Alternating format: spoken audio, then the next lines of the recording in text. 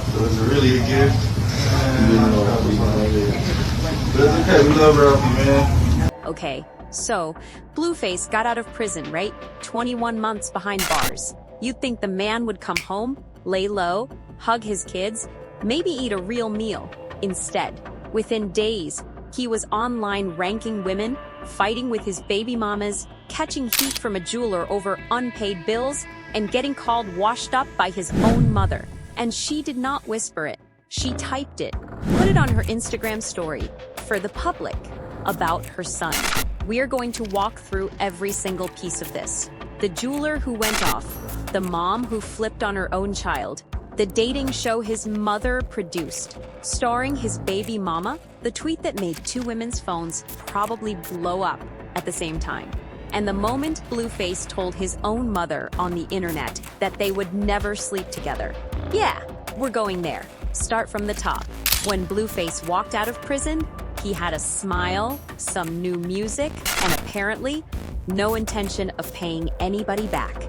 A jeweler went public, calling him out for an unpaid debt that reportedly hit 6 figures. And the thing that set the jeweler off?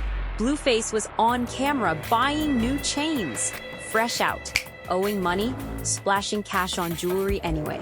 Now let's talk about the full picture of what this man owes people. A Nevada judge ordered him to pay a shuttered strip club over $13 million, connected to a shooting that went down back in 2022. Earlier this month, a different judge sentenced Blueface, whose real name is Jonathan Porter. That figure had already climbed past $14 million by the time interest was done stacking on top of it.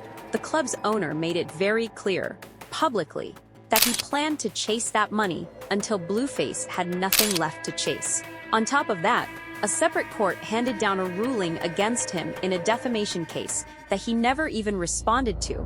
He just didn't show up to defend himself. The judge awarded the plaintiff over $100,000, $100,000 of that specifically for emotional pain, and then ordered that Blueface's music royalties be taken directly from the collection agencies and handed over to her, his own songs, paying someone else. So picture this man, $14 million in debt, royalties being redirected, fresh out of prison, and the first thing visible to the public is him buying jewelry. The jeweler clucked it, called it out. The internet agreed. Now this is where it stops being a money story and becomes something much messier. Karlissa Saffold is Blueface's mother. She is also, and this is not an exaggeration, a woman who went on Instagram and called her own son a washed-up rapper. She said he had a bunch of dirty pennies for baby mamas. She told him she would rather go buy herself a new son than deal with him. She called him Scribbleface, a jab at the tattoos covering his face. She said the women around him were trailer park trash.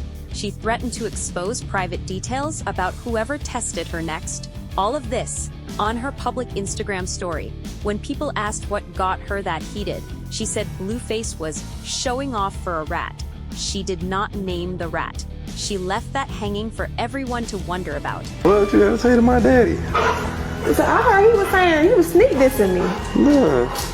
Now, here is the part that really flips the story. While Karlissa was out here dragging her son to the timeline, this same woman had just announced a brand new dating show, a show she put together, a show to help find love for Jaden Alexis, who is the mother of Blueface's first 2 kids. So, let that sit. Blueface's mom built a TV show to find her son's baby mama a new man, then weeks later called that same son washed up on social media. She did not pick a side quietly. She picked Jaden's side and put it on camera for everyone to watch. The show is called Finding Love for Jaden. It aired on a streaming platform and Patreon. Multiple people competing for Jaden Alexis's attention. Men and women going on dates, fighting for the chance to be with the woman Blueface had children with. Karlissa called it Jaden's first major role and said she was proud of everyone who participated. She said she hoped people appreciated the transparency the cast brought to the project. What she did not say, but what everyone watching clearly understood, is that she built this show while her son was fresh out of prison, rebuilding his life and his image. She did not wait. She did not hesitate. Networker, not a baddie, not a squawker, I'm not about to let nobody in no club jump. She launched a show to hand his baby mama off to someone better while he was still figuring out what shoes to wear on the outside, and Jaden showed up, did the show, and kept moving. She had already built a music career and a TV presence, while Blueface was locked up. She came out of that relationship with her name intact, an audience behind her, and now a whole show searching for her next chapter. Meanwhile, Blueface came home and logged on to Twitter. This next part is not funny. It is worth talking about seriously. Blueface was on a live stream with his son Jovan. They were hanging out, Blueface cutting the boy's hair, Jovan playing video games, normal enough. Then the conversation turned to girls. Blueface asked his son if he was talking to any girls at school. Jovan said no, said he did not want to. Blueface kept going, asked if girls liked him, still no. Then Jaden walked into the room. Right at that moment, Blueface asked his son on camera if he was gay. Is he getting girls at school? No. Does he have a crush on you? No. Hurry. No. Why are you talking about this right now? The boy said no and looked uncomfortable. Jaden did not take a breath before going in.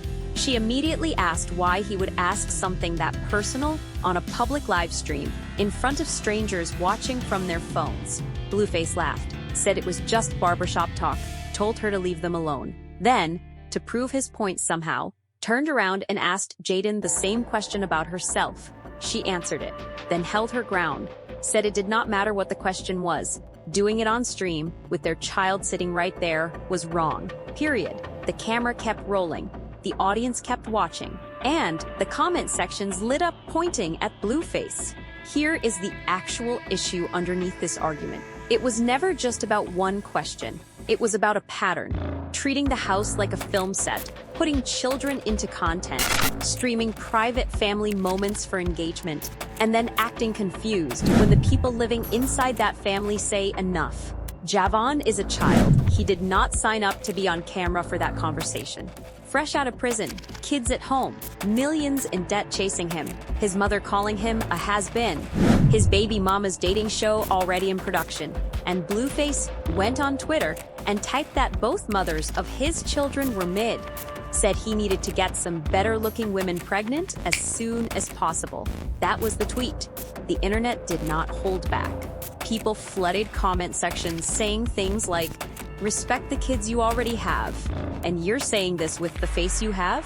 One person wrote that the man with a Walgreens logo tattooed on his forehead had some nerve judging anyone's looks. And then, this is the part that made people's jaws drop. Karlissa reposted her own son's words onto her Instagram story and wrote that he was a comedian. She added that his father had once said the exact same thing about her. Back in the day, she did not defend him.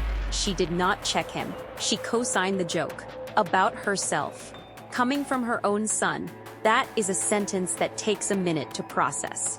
Days later, Jaden brought it up during a live stream, right in front of Blueface. She said, laughing, but clearly not fully laughing, that he had called her mid. He shrugged, said he still had kids with her, like that was supposed to make it better. She fired back that it was not what he was saying when she first walked in that day. The chat section read the room better than he did. Then there was Frizzy and Rock. She had her own things to say, admitted she had told Blueface during their post-prison fallout that she wished he were still locked up or worse. She admitted that was wrong. This is how he treat me. What are you gonna do? Came back with a public apology, said she was not going to fight bad behavior with more bad behavior, and gave him credit, painful as it clearly was, for showing up when people had written her off. Out of everything in this story, that was the moment that hit different. And then we get to the strangest part of all of this. Late one night, Blueface got on Twitter and posted a message directly at his mother. He told Karlissa they could never sleep together, that she was not his type, that the way she inserted herself into every woman he was with was giving off jealousy energy, and it was weird. He told his followers, whoever witnesses his mother going after his girlfriends, to point her to this post as an explanation. He said she had been doing this for a long time, not once, over and over. Every relationship he tried to have, she would find a way to target the woman involved. And he was done watching it happen and staying quiet. Karlissa clapped back, asking for a public apology. said she might cut him out of her content altogether if that was the only way to stop the back and forth. Then she turned around and posted that she was taking applications for her son's future wife. She had a whole list of requirements. Must be an Aries, must have a strong relationship with God, must have a relationship with both her parents, must cook and clean, college graduate preferred, no prior history with other celebrities, no children. This woman, who had just called her son washed up trash on Instagram, was now publicly screening candidates to be his wife. And Hazel E., a woman Blueface briefly dated after getting out, told reporters point blank that Karlissa acted like she wanted Blueface completely to herself. She did not dance around it. This family does not have private conversations. Every single thing goes to the internet first. Arguments, apologies, applications for daughter-in-laws, all of it posted for everyone in real time. So here is where we actually are right now. Blueface came home from prison. The women in his life had spent almost 2 years figuring out how to exist without him. Jadine built a career. Krajan found a way to keep going.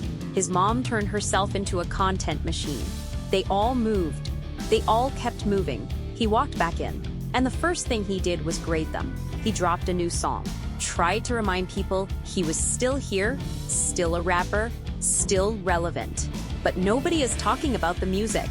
They are talking about the tweet, the live stream, the dating show his own mother made, the jeweler who put him on blast, the debts that are growing while he is posting. A jeweler said, "Pay what you owe." His mother said, "You are irrelevant."